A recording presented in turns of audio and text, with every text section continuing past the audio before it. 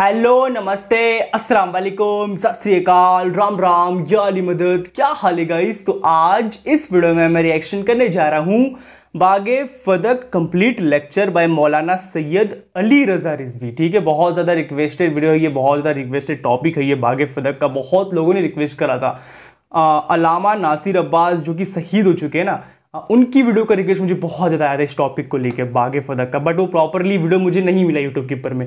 कुछ वीडियोस मुझे मिले बट उनके साउंड क्वालिटी बहुत लो थे एंड शॉर्ट वीडियोस थे, इसलिए मैंने कहा कि इनके वीडियो के ऊपर रिएक्शन बनता है, बिकॉज इनकी भी रिक्वेस्ट आई थी इस टॉपिक से रिलेटेड, बागे फदक से रिलेटेड, मौलाना सैयद अली रज़ा रिजवी की।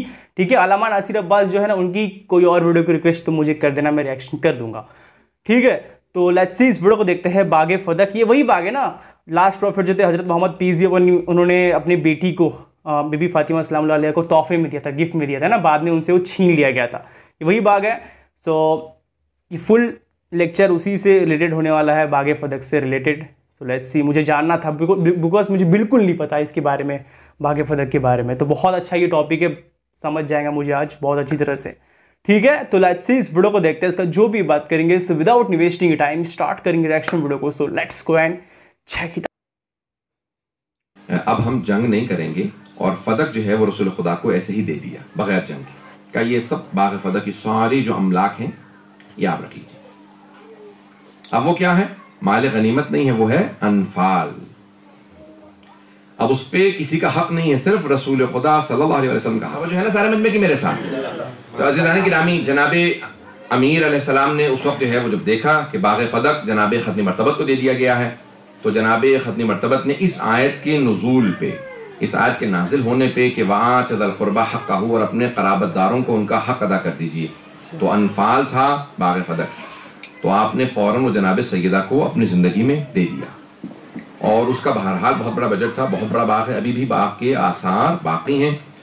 और उस पूरे बाग से जो जंगों का खर्चा था जो चलता था, बेइंतहा फ़ुक़रा की मदद करते थे जनाब अमीर जनाब सैयदा। जनाब सैयदा ने जनाब अमीर से कहा कि वहाँ पे मेरी तरफ से नौकर चाकर वहाँ पे रख दीजिए जो कि उसकी बाग की देखभाल करते रहें, और उसके बहरहाल काम बाग के बहुत ज़्यादा होते हैं। तो जाने गिरामी वहाँ पे मौला ने अपने मुलाजिम रखे, काम होने लगा। वक्त गुजरता रहा, जनाब खत्मी मरतबत का 11 हिजरी में विसाल हुआ, और उसके बाद अब फिर बाग फदक का मसला फौरन छिड़ा। जैसे ही, सही बुखारी के अंदर अल्फाज ये हैं कि जैसे ही जनाब खत्मी मरतबत के बाद खिलाफत पहले खलीफा के हाथों में चली गई, तो उसने फौरन वहां से कहा कि बाग फदक से मुलाजिमीन को हटा दिया जाए, जनाब अमीर अलैहिस्सलाम के मेरे जो कारिंदे हैं वो वहां चले जाएं और वहां पे वो काम करें और उसके ऊपर कब्जा कर लें, और आइंदा जो भी उसकी इनकम होगी, जो आमदन होगी उसकी, वो हुकूमत के खाते में आएगी, मुझे मिलेगी, और जनाब अमीर अलैहिस्सलाम को जनाब सैयदा को महरूम कर दिया जाए। बस ये सुनना था। बीबी ने फौरन किसी को भेजा कि क्या बात है, तुमने मेरे मुलाजिमों को वहां से क्यों हटाया है और ये बाग फदक पे तुमने कब्जा कर लिया। तो उन्होंने पैगाम भेजा कि नहीं, आपका नहीं है, ये पैगंबर इस्लाम ने मुझसे कहा था कि ये मैं ले सकता हूँ। बस फिर बीबी ने सबको जमा किया और फिर बाकायदा एक खवातीन का झुरमुट, कुरैश की जो जितनी भी वो बनी हाशिम की खवातीन थी, कुरैश की जितनी भी मुसलमान खवातीन थी, सबको जमा किया, कहा कि मैं अपना हक मांगने के लिए जाना चाहती हूँ। अज़ीज़ान गिरामी, अभी मैंने पूरी तमहीद बांधी, इससे मैं आगे बढ़ना चाहता हूँ कि यहाँ जनाब सैयदा सलाम अलैहा ने सबको जमा किया, और अब बहसे यहाँ पे एक तो है फे या अनफाल की, अनफाल या फे, ये दो इस्तिलाहात कुरान के अंदर, कि वो सहाबा का नहीं है, सिर्फ रसूल खुदा का है, और पैगंबर इस्लाम ने जनाब सैयदा को दे दिया। जनाब सैयदा ने सारी मस्तूरात को जमा किया और चलने लगी। मुअर्रिखीन ने वाक़े को सब ने लिखा, शिया सुन्नी सब मुअर्रिखीन ने लिखा कि जनाब सैयदा ने अपनी जो अबा थी वो सर पे ली और फौरन सबको जमा किया। सारी चारों तरफ मस्तूरात हैं, सबसे कहा मेरे साथ चलो, मैं जाके मुतालबा करना चाहती हूँ। इससे पहले कि मैं बात को आगे बढ़ाऊं, यहाँ पे रोक के इब्ने अबिल हदीद मुअतज़ली, नाम सुन रखा होगा आप लोगों ने, जिन्होंने नहजुल बलागा की शरह लिखी है। शरह नहजुल बलागा 20 जिल्दों में लिखी है, और उनके उस्ताद थे, वो कहते हैं मैंने अपने उस्ताद से सवाल किया, इब्ने अबिल हदीद मुअतज़ली ने, कि क्या ऐसा मसला था कि पहले खलीफा ने बीबी को फदक का मुतालबा करने के बावजूद भी बाग फदक वापस नहीं किया, ऐसा क्या मसला था। तो उन्होंने कहा कि देखो, मैं तुम्हें एक वाक़या सुनाता हूँ, उससे बात आसान हो जाएगी समझना। क्या था, क्या कि एक क्लासरूम में कई बच्चे बैठे हुए थे, तो उस्ताद ने एक बच्चे से कहा कहो अलिफ, बच्चे ने अलिफ नहीं कहा, फिर दोबारा कहा कहो अलिफ, 3-4 मरतबा दोहराया, बच्चे ने अलिफ नहीं कहा। اس استاد نے جو ہے وہ پرانا زمانہ تھا، مارنے کی اجازت تھی، بچے کو ایک باقاعدہ تھپڑ رسید کیا، کہا کہ بھئی تم اتنے نالائق ہو تمہیں الف تک نہیں آتا، یہ کہا اور آگے بڑھ گیا۔ اس بچے کے ساتھ اور بچہ بیٹھا تھا، اس نے سوال کیا، اس نے کہا واقعا تم اتنے نالائق ہو تمہیں الف تک نہیں کہنا آتا؟ اس نے کہا ایسی بات نہیں ہے، مجھے الف کہنا آتا ہے، اس کے بعد پھر میں جانتا ہوں کہ با ہے، سا ہے، جیم، ہا، خا، عربی کے وہ استاد تھے، کہا یہ مجھے دال تک سارے حروف آتے ہیں لیکن دال کے بعد کے حروف نہیں آتے۔ کہا تو تم نے الف کیوں نہیں کہا؟ کہا اگر میں الف کہہ دیتا تو وہ مجھے یہ تک لے کے جاتا۔ پتہ نہیں توجہ ہے یا نہیں؟ کہ اگر میں الف کہہ دیتا نا تو پھر مجھے یہ تک جانا پڑتا، لیکن میں نے کہا میں الف ہی کو نہیں مانوں گا تاکہ بے کی نوبت نہ آئے، نہ بے کی نوبت آئے گی نہ یہ پھر یہ کی نوبت آئے گی، کہ میں الف پہ رک گیا۔ عزیزان گرامی، ابن ابی الحدید معتزلی کہتا ہے کہ اس کے استاد نے کہا کہ جناب سیدہ نے اگر مطالبہ کیا نا فدق کا اور پہلا خلیفہ کہہ دیتا کہ ہاں میں مانتا ہوں یہ آپ کا ہے، ہم نے غصب کیا تھا، تو عزیزان گرامی وہ کہتا ہے کہ یہاں پہ بات رکنے والی نہیں تھی، یہ بات شروع یہاں سے ہو رہی تھی۔ کہ جناب سیدہ نے صرف فدق کا مطالبہ نہیں کیا تھا، اگر کہہ دیتے کہ حسنین کے صدقے میں ہمیں دے دیجئے تو بی بی ویسے ہی صدقہ اتار دیتی۔ کہ مسئلہ فدق کا نہیں تھا، جانتے تھے کہ یہاں سے شروع ہو رہا ہے، معاملہ شروع ہوگا، خلافت تک جائے گا، سارے معاملات کھلتے چلے جائیں گے، پہلی بات کو نہ مانو تاکہ آخری بات کی نوبت نہ آئے۔ بات واضح ہوئی ہے عزیزان گرامی؟ اس لیے ہم نے پہلی ہی بات کو نہیں ماننا تاکہ پھر آخری بات کی نوبت نہ آئے۔ اب کیا مسئلہ ہوا؟ جناب سیدہ نے کہا نہیں، میں تاریخ میں ایسا نہ ہو کہ کوئی یہ کہہ دے جناب سیدہ نے مطالبہ نہیں کیا تھا۔ کہا کہ نہیں، میں تاریخ کے اوراق پہ یہ مقدمہ درج کروانا چاہتی ہوں۔ اب میں اس پورے مقدمے کو خطبے کے چند جملوں کو پیش کرنا چاہوں گا آپ کے سامنے۔ یہ ساری میں نے تمہید باندھی ہے۔ اب آئی ہیں جناب سیدہ، دربار میں برقع لے رکھا ہے، چاروں طرف مستورات ہیں، بی بی نے سر پہ ایک عبا ہے، ہاتھ میں اپنے بابا کا عصا ہے، اور بی بی چلتے ہوئے آئی ہیں کہ ایک مرتبہ مسجد نبوی کے اندر اب اس پورے مقدمے کو پیش کریں۔ اور آنے کے بعد بی بی نے کہا کہ قرآن کے اندر بی بی نے پہلے حمد باری تعالیٰ بجا لائیں اور کہا کہ تمام تعریفیں اللہ کے لیے ہیں، اور الحمدللہ علامہ الہما، اور اس خداوند متعال کے تمام تعریفیں کہ جس نے ہر چیز ہم پہ الہام کی ہے، وہی ہم پہ بھیجی ہے، جتنی نعمتیں اس نے آل محمد کو عطا کی ہیں کسی کو عطا نہیں کی ہیں۔ عزیزان گرامی، حمد باری تعالیٰ بجا لا رہی ہیں لیکن اس کے اندر بھی فضائل اہل بیت کو واضح کر رہی ہیں۔ عزیزان گرامی، وہاں پہ بی بی نے ایک مقدمہ پیش کیا اور اس کے بعد کہا کہ اس خداوند متعال نے جب ہر طرف ظلمت تھی، تاریکی تھی، چاروں طرف کفر ہی کفر تھا، شرک ہی شرک تھا، اس خداوند متعال نے میرے بابا کا انتخاب کیا، کہا اے محمد جاؤ جا کے میری توحید کا دنیا کے اندر پرچار کر دو، سب کو تعارف کروا دو کہ میں کون ہوں۔ کہا کہ اس تاریکی کے اندر ایک نور نمودار ہوا، اس نور کا نام محمد مصطفیٰ تھا، حبیب خدا تھا۔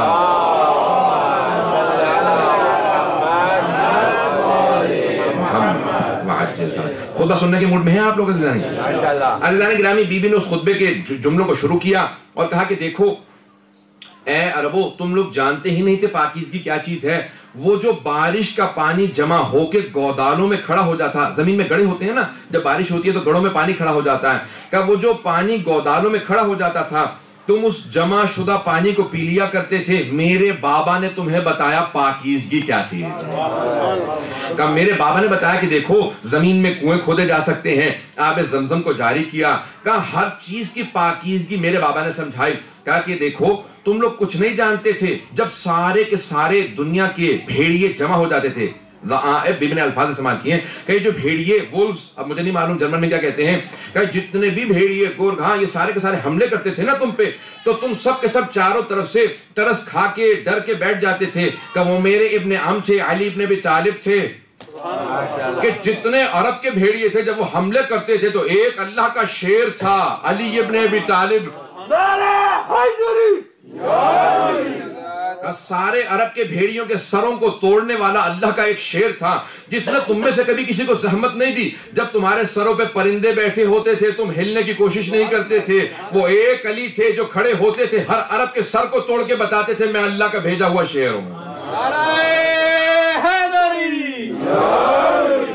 اب جناب خاتون جنت نے تعارف کروایا، پہلے اپنے بابا کا تعارف کروایا، کہا کہ ہر تاریخ کے اندر کہا اگر ایک نور نظر آ رہا تھا وہ حبیب خدا کا نور تھا۔ انہوں نے قرآن کو اس طرح سے پہنچایا جس طرح پہنچانے کا حق تھا، واجبات کو اس لیے دیا تاکہ تم اپنے آپ کو تقویت دے سکو، نماز کو واجب قرار دیا تاکہ تکبر سے بچ سکو، روزے کو واجب قرار دیا تاکہ تمہاری صحت بحال ہو سکے، زکوٰۃ و خمس کو واجب قرار دیا تاکہ تمہارے رزق میں نمو ہو، تمہارا رزق آگے بڑھے، برکت کا سبب بنے، حج کو واجب قرار دیا تاکہ پوری دنیا کے اوپر مسلمانوں کا روب بیٹھ جا کے اتنے مسلمان ہر سال جمع ہو جاتے ہیں۔ عزیزان گرامی، بی بی نے ساری عبادات کے فلسفے کو سمجھایا ہے کہ مسلمانوں کی عزت کی خاطر جہاد کو واجب قرار دیا، کہ جہاد کے اندر سب سے بڑے مجاہد کا نام علی تھا۔ عزیزان گرامی، بی بی تعارف کروا رہی ہیں کہ جب سارے کے سارے ظلمت و تاریکیوں کے اندر جب ہم اہل بیت علیہ السلام کی ولایت کو واجب قرار دیا تو وہ تمہیں فرقہ واریت سے بچانے کے لیے۔ عزیزان گرامی، اگر آج بھی فرقہ واریت سے بچنا ہے تو اہل بیت کو مان لیں کہ ہم اہل بیت کی ولایت کو واجب قرار دیا کہ دیکھو فرقہ واریت سے بچ جاؤ۔ امان من الفرقہ، امان ہے، فرقہ یعنی تفرقے سے، فرقہ بازی سے، کہ فرقہ بازی سے بچانے کے لیے اللہ نے ہماری ولایت کو تم پہ واجب قرار دیا۔ عزیزان گرامی، اب بی بی نے خطبہ دینا شروع کیا، اور پھر ایک مرتبہ بی بی نے مجمع کو خطاب جب کر رہی تھی، ہر مجمع کا آدمی بہت روب سے سن رہا تھا، سناٹا ایسا تھا کہ اگر کوئی سوئی گر جائے تو محسوس یہ ہو کہ یہاں پہ آواز آنے والی ہے۔ عزیزان گرامی، جب بی بی چل رہی تھی نا تو زمین قدموں کے بوسے دے رہی تھی، آسمان سے لبیک کی آوازیں آ رہی تھی، سارا مجمع اس طرح سے چھٹ رہا تھا جیسے عصمت کبریٰ کا پیکر ہو۔ جیسے ہی جناب خاتون جنت مسجد نبوی میں آئے تو سارے مجمع پہ ایک روب طاری تھا، نگاہیں زمین پہ گڑی ہوئی تھی، محسوس یہ ہو رہا تھا میدان محشر میں اللہ نے بلوایا۔ عزیزان گرامی، اس مقام پہ جناب خاتون جنت نے جب خطبہ دیا، اب ہر آدمی گواہی دے رہا تھا کہ آج ہمیں دوبارہ رسول خدا کی یاد تازہ ہو گئی ہے، جس طرح حبیب خدا خطبے دیتے تھے آج خاتون جنت ویسا ہی خطبہ دے رہی ہے۔ بی بی کی فصاحت و بلاغات النساء کتاب کے اندر سب سے پہلے بی بی کا خطبہ درج کیا گیا۔ عزیزان گرامی، بی بی نے بہت فصیح و بلیغ خطبہ دیا، اس خطبے کے اندر بی بی نے جملے کہے، اور جملوں میں کہنے کے بعد ایک مرتبہ بی بی سارے مجمع کو مخاطب ہونے کے بعد ایک مرتبہ جو ممبر پہ یا تخت پہ بیٹھا تھا، ممبر تب تک ممبر ہے جب آل رسول کے پاس ہو، اور پھر اگر آل رسول سے چھین لیا جائے تو پھر ممبر نہیں رہتا، تخت بن جاتا ہے۔ عزیزان گرامی، بی بی نے فوراً تخت کی طرف رخ کیا اور ایک مرتبہ مخاطب ہوگا، یبن ابی قحافہ۔ عزیزان گرامی، عجیب انداز ہے، 18 برس کا سن ہے بی بی کا، لیکن خطبے کا انداز یہ ہے کہ کائنات کی ملکہ کلام کر رہی ہے کہ یبن ابی قحافہ، اے ابو قحافہ کے بیٹے، جیتا بشیء فریہ، کیا تو اسلام کے اندر نئی بدعت کو لے کے آیا ہے؟ کیا اترث ابوک ولا ارث ابی، کیا تو اپنے باپ کا وارث ہے، میں اپنے بابا کے وارث نہیں ہو سکتی؟ اللہ اکبر، بی بی کا کیسا انداز ہے۔ اور فوراً بی بی نے خطبہ شروع کیا، بی بی نے کہا دیکھ، ہر انسان اپنے ماں باپ کا وارث ہوتا ہے، کہ میں اپنے بابا کی وارث ہوں۔ تو بی بی نے میراث کا مقدمہ کیا، دوسرا بی بی نے انفال اور فے کا مقدمہ کیا، تیسرے بی بی نے خمس کا، کہا کہ کسی ایک کو بھی رد کرے تو باقی دونوں باتیں ہیں۔ عزیزان گرامی، بی بی نے سارے کے سارے مقدمے دائر کر دیے، پتہ نہیں میں واضح کر پایا ہوں یا نہیں، کہ اگر خمس کو مانتا ہے تو میں رسول خدا کی قریبی ترین ہوں، قرابت دار ہوں، اگر فے اور انفال کو مانتا ہے تو رسول خدا نے اپنی زندگی میں مجھے دے دیا، باغ فدق، اور تیسرے اگر میراث کو مانتا ہے تو اپنے بابا کی صرف میں ایک وارث ہوں، اگر اور بیٹیاں ہوتی تو وہ بھی کہتی ہیں کہ ہم بھی موجود ہیں۔ عزیزان گرامی، کسی اور کا نہ بولنا اس بات کی علامت ہے کہ جناب خاتون جنت صرف ایک ہی وارث تھی۔ صلوات پڑھیں محمد وعلی محمد۔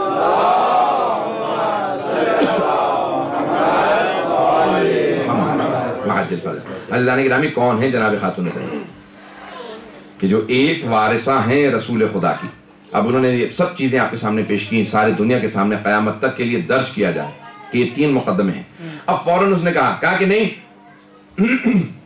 رسول خدا نے مجھ سے کہا تھا کہ ہمارا کوئی وارث نہیں ہوتا۔ بی بی نے فوراً کہا اچھا، میرے بابا نے کہا تھا۔ محمد وآل محمد صلوات، اللہم صلی علی محمد وآل محمد، علی جگر بالابطر صلوات، اللہم صلی علی محمد وآل محمد۔ عزیزان گرامی، بی بی نے فوراً کہا کہ آیا ہر مومن اپنے باپ کا وارث ہے تو پھر میں اپنے بابا کی وارث کیوں نہیں؟ کیونکہ آپ کے بابا نے مجھ سے کہا تھا کہ نحن معاشر الانبیاء لا نرث ولا نورث یا نورث، ہم قوم انبیاء نہ کسی کے وارث ہوتے ہیں نہ ہمارا کوئی وارث ہوتا۔ توجہ ہے میں کہ میرے ساتھ؟ اب اس نے جواب یہ دیا، کہا کہ نہ ہم کسی کے وارث ہوتے ہیں، نہ نبی کسی کا وارث ہوتا ہے اور نہ ہی نبی کا کوئی وارث ہوتا ہے۔ بی بی نے کہا کہ تو ہر بات پہ مجھ سے گواہ مانگتا ہے، تو ہر بات پہ کہتا ہے کہ گواہ لے کے آئیے، یہ آپ کی میراث ہے، گواہ لائیے، یہ آپ کا ہے گواہ لائیے، مکان آپ کا ہے گواہ لائیے۔ بیوی نے کہا تو یہ بتا، یہ جو ابھی تو نے میرے بابا سے منسوب حدیث کہی ہے، تیرے پاس کوئی گواہ ہے؟ اس نے کہا نہیں میرے پاس کوئی گواہ نہیں، مجھے رسول خدا نے تنہائی میں کہا تھا۔ پتہ نہیں بات پہنچ رہی ہے کہ نہیں پہنچ رہی ہے؟ عزیزان گرامی میری کئی مرتبہ بحث ہوئی، میں نے بہت سے لوگوں سے پیش کیا اس بات کو، کہا کہ نہیں وہ اپنی جگہ پہ صحیح تھے، بی بی اپنی جگہ پہ صحیح تھی۔ میں کیوں؟ کہا بھئی بی بی اپنی میراث مانگ رہی تھی، ان کا حق بنتا تھا، اور وہ بھی صحیح تھے کیونکہ پیغمبر نے ان سے کہہ دیا تھا۔ عزیزان گرامی اگر معاذ اللہ پیغمبر نے کہا ہوتا تو ان سے کہنے کی کیا ضرورت تھی؟ بی بی سے کہہ دیتے میراث مت مانگنا، قیامت تک کے لیے سارے شیعہ پیچھے پڑے رہیں گے۔ پتہ نہیں بات واضح ہو رہی ہے یا نہیں ہو رہی؟ تو جس سے متعلق تھا ان کو بتا دیں آپ کی میراث نہیں ہے، یہ ہمسائے والوں کو بتانا میرے بچوں سے حق چھین لینا۔ یہ نہیں سوچتے کہ پیغمبر پہ حق جا رہا ہے، یہ کہنا کہ تم حق چھین لینا اور ان سے نہیں بتا رہے کہ حق مت مانگیے گا۔ تو کہا کہ نہیں، مجھ سے پیغمبر نے کہا تھا، بی بی نے کہا کوئی گواہ لے کیا۔ عزیزان گرامی اس نے کہا میرے پاس کوئی گواہ نہیں ہے، رسول خدا نے تنہائی میں کہا تھا۔ تو ایک خاتون بولی بابا جان تنہا نہیں تھے، میں بھی پردے میں بیٹھی ہوئی تھی، میں نے سنا تھا۔ عزیزان گرامی جس نے گواہی پیش کی، توجہ کیجیے گا سارے مجمع کی توجہ ہو، جس نے گواہی پیش کی اسی نے کل اپنے باپ کے مرنے پہ کہا میرے بابا کو میرے گھر میں دفنا دو۔ کہا یہ رسول خدا کا گھر ہے آپ کا نہیں، کہا میری میراث ہے۔ جو جناب سیدہ کی میراث کا انکار کرتے اپنی میراث کیسے مانگے؟ پتہ نہیں بات واضح ہے یا نہیں ہے؟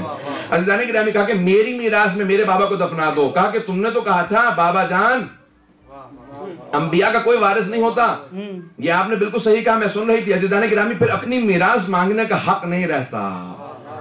میں بہت آپ کے سامنے تفصیل سے پیش کر رہا ہوں، مقدمے کو سنتے جائیے گا۔ تو عزیزان گرامی جناب سیدہ نے کہا کہ تو گواہ لے کے آ۔ کہا کہ نہیں گواہ آپ لے کے آئیے کیونکہ باغ فدق آپ مجھ سے مانگ رہی۔ بی بی نے کہا میں مانگ نہیں رہی ہوں، باغ فدق میرے پاس تھا، تو نے میرے ملازموں کو ہٹایا۔ توجہ کیجئے گا عزیزان گرامی، پوری دنیا میں قانون ہے، اسلام سے لیا گیا، برطانیہ نے دیا ہے، the law of possession اسے کہتے ہیں، قانون قاعدۃ الید عربی میں کہا جاتا ہے، یعنی قبضہ جسے کہتے ہیں کہ جو چیز جس کے قبضے میں ہوتی ہے وہ اسی کی ہے۔ یہ امامہ میرے سر پہ ہے، اگر کوئی آدمی کہے یہ امامہ میرا نہیں ہے اس کا ہے تو مجھے گواہ کی ضرورت نہیں ہے۔ جو آدمی میرے خلاف کہے گا نا یہ امامہ اس کا، وہ میرے خلاف گواہ لائے گا کہ امامہ اترواؤ یہ امامہ میرا۔ توجہ کیجئے گا عزیزان گرامی، اسے کہتے ہیں لا آف پوزیشن، جو چیز جس کے پاس ہے اسی کی ہے۔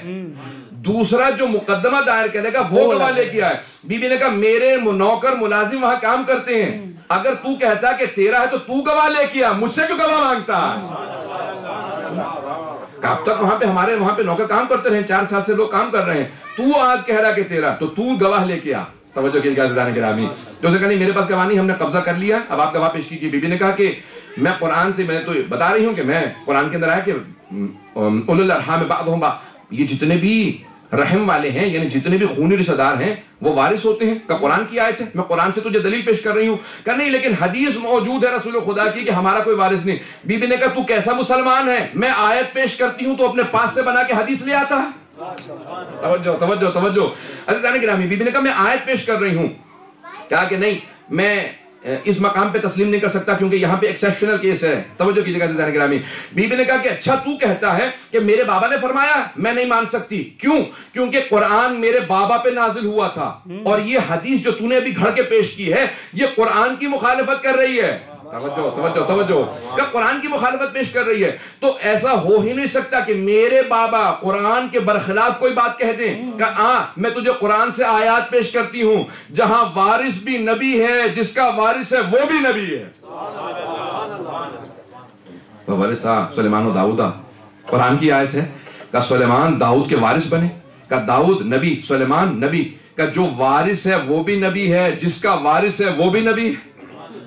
سچ بات ہے، پتہ نہیں بات پہنچا پایا ہوں یا نہیں۔ جناب داؤد نبی ہیں، جناب سلیمان نبی، دونوں باپ بیٹا ہیں۔ جناب داؤد والد ہیں، جناب سلیمان بیٹے ہیں۔ کہ تو کہتا ہے انبیاء کا کوئی وارث نہیں، یہ قرآن کی آیت ہے۔ اب جیسے آپ خاموش ہے پورا مجمع خاموش تھا وہاں پہ۔ بیوی نے کہا دوسری آیت سن، جناب زکریا دعا مانگ رہے ہیں جناب یحییٰ کے لیے اور کہتے ہیں رب ہب لی من لدنک، پروردگارہ اپنے پاس سے مجھے ایک وارث عنایت فرما، یرثنی و یرث من آل یعقوب۔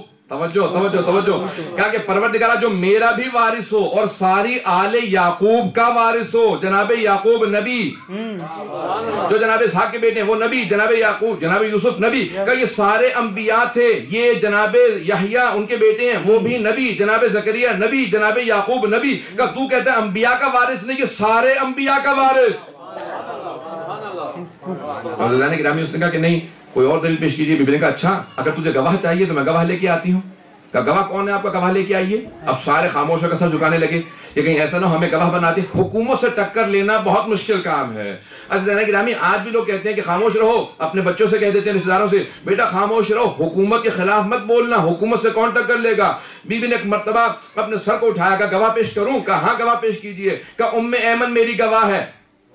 جناب ام ایمن کے لیے کہا کہ یہ میری گواہ ہے. کہا نہیں یہ خاتون ہے, ان کی گواہی عادی ہے. جناب ام ایمن کھڑی ہو گئی. کہا تم نے سنا نہیں تھا پیغمبر نے کہا تھا ام ایمن میری ولادت کی گواہ ہے, اگر یہ گواہی دے تو گواہی عادی نہیں پوری ہے. نعرہ صلوات اللہم صلی علی محمد وعلی محمد.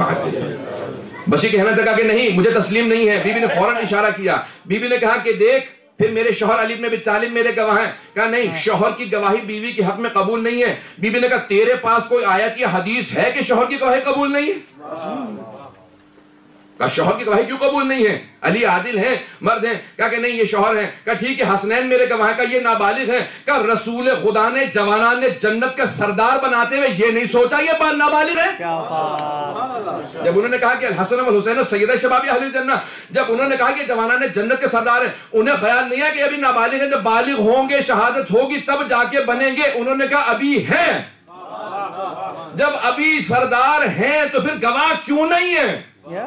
عزیزان گرامی بی بی کا مقدمہ ہے, جناب خاتون جنت ہے. بی بی نے کہا یہ دونوں میرے گواہ ہیں.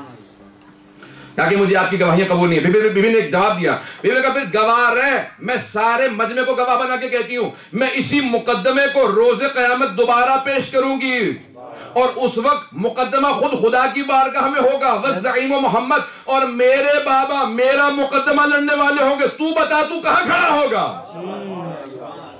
اللہ اکبر. یہ جناب خاتون جنت, یہ خاتون جنت کلام کر رہی ہیں. عزیزان گرامی اس انداز سے بھی میں نے مقدمے کو پیش کیا. ہر آنکھ میں آنسو تھا, ہر افراد ہر آدمی وہاں پہ لرز رہا تھا. عزیزان گرامی آنکھوں میں آنسو تھے, پاؤں لرز رہے تھے, کسی کے اندر جرت نہیں تھی کلام کر سکے. جب بی بی ہم کلام ہوتی تھی خود وہ خاموش ہو جاتا تھا, اس کی جرت نہیں تھی کہ راستہ روک دے. جب بی بی سوال کرتی تھی جواب دیتا تھا, جب بی بی کہتی تھی خاموش ہو جا میں بات کرنا چاہتی ہوں, پھر اس میں جرت نہیں ہوتی. عزیزان گرامی جس خاتون کا اتنا روب ہو وہ خاتون جنت ہے. یہ سیدۃ النساء, یہ حوض کوثر کی وارث, سورہ کوثر کی مصداق ہیں. عزیزان گرامی ایک روب تھا سارے مجمع پہ. بی بی نے ایک مرتبہ اپنی ابا کو اٹھایا اور خواتین سے آواز دی کہ واپس چلو مجھے گھر تک پہنچا دو. وہ جو چاروں طرف خواتین کھڑی تھی نا وہ سب رو رہی تھی. جب بی بی نے آواز دی نا کہ مجھے گھر لے چلو, تو مورخین کہتے ہیں کہ مستورات بتا رہی تھی کہ بی بی کے دونوں ہاتھ مستورات کے کاندھوں پہ تھے اور پاؤں زمین پہ خط کھینچ رہے تھے.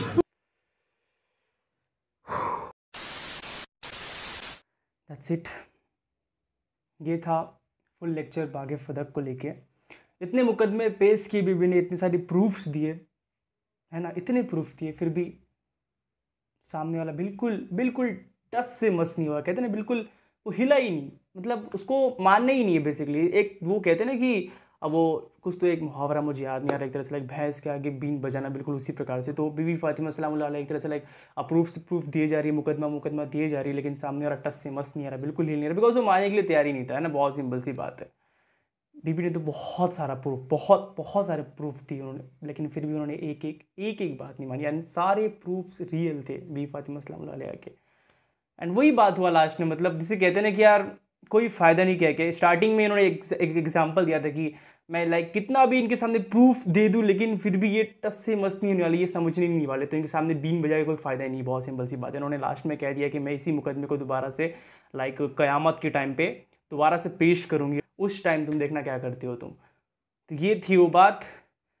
اس طرح سے لائک خلافت کے کنٹرول میں آ گیا وہ باغ فدق, اینڈ بی فاطمہ سلام اللہ علیہ کے ہاتھ سے وہ نکل گیا. ان کو تحفے میں ملا تھا, ان کے بابا نے دیا تھا. اور کیا پروف چاہیے. انہوں نے اسٹارٹنگ میں بیچ میں کہا کہ لائک جس کے کنٹرول میں کوئی چیز ہے تو اس کو پروف دینے کی ضرورت نہیں پڑتی. اگر کوئی اسے ہتھیانا چاہتا ہے, اپنے پاس لینا چاہتا ہے, قابو میں لینا چاہتا ہے, تو اسے پروف دینا پڑے گا, اسے گواہ لے کے آنی پڑے گی. چاہے تم ابھی کی دنیا میں بھی دیکھ لو, لائک اگر تم کچھ کلیم کرتی ہو کہ وہ چیز میری, وہ پراپرٹی میری ہے, تو تمہیں اس کے لیے پروف دینے پڑیں گے, گواہ لے کے آنے پڑیں گے. تو وہاں پہ وہ خلافت کا آدمی کہہ رہا ہے آپ गवाह लेके आई है, मतलब उसी के बाप का माल है वो बाग फ़तक। लास्ट में तुमने देखा भी फातिमा ज़हरा सलाम अलैहा एक तरह से उनकी उम्र बहुत छोटी थी, 18 साल की थी मेरे हिसाब से। इसमें मतलब इसने बताया कि 18 साल की उनकी उम्र थी एंड उनकी हालत लास्ट में बहुत ज़्यादा एक तरह से बहुत ज़्यादा ख़राब हो गई थी। उनके पैर चल नहीं रहे थे, वो जिसे कहते हैं ना घसीटते हुए जा रहे थे। वो ख़वातीन जो उनके कंधों पे हाथ रख के वो अपने घर तक गई, उनके बाल वाइट हो गए थे, तुम समझ सकते हो, उनके बाल वाइट हो गए थे, इतनी ज़्यादा परेशानी उन्होंने वहाँ पे झेली।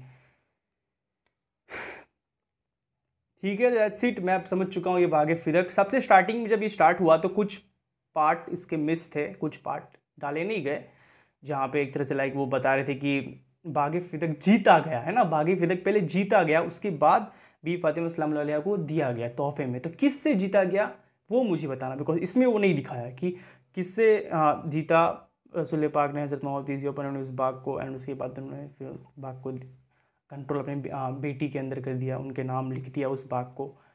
एंड भी फातिमा सलाम अलैहा और उनके जो हस्बैंड थे मौला अली अलैहिस्सलाम, वो कर क्या रहे थे यार, वो सिंपल सी बात है, वो बाग को एक तरह से प्रॉपर यूज़ में लेके आ रहे थे, उससे जो इनकम हो रही थी उसका प्रॉपर इस्तेमाल कर रहे थे। वहाँ पे उन्होंने को जो कहते हैं ना प्रॉपर जो कंट्रोलर जो गार्ड्स वगैरह होते हैं वहाँ पे वो लगा के रखे थे कि जो उस बाग का ख्याल रख सके। बट खिलाफत ने उन्हें हटा दिया, खुद का कंट्रोल ला दिया एंड कहा कि ये मेरा बाग है, लिटरली। That's it. ठीक है, तो दैट्स इट, मिलते हैं नेक्स्ट वीडियो में। आई होप तुमको मेरी वीडियो पसंद आएंगे, पसंद है प्लीज़ लाइक करें, शेयर करें, सब्सक्राइब करें एंड बहुत जल्दी मिलते हैं किसी न्यू रिएक्शन वीडियो में। तब तक के लिए अपना ख्याल रखिए, be safe, be happy, piece.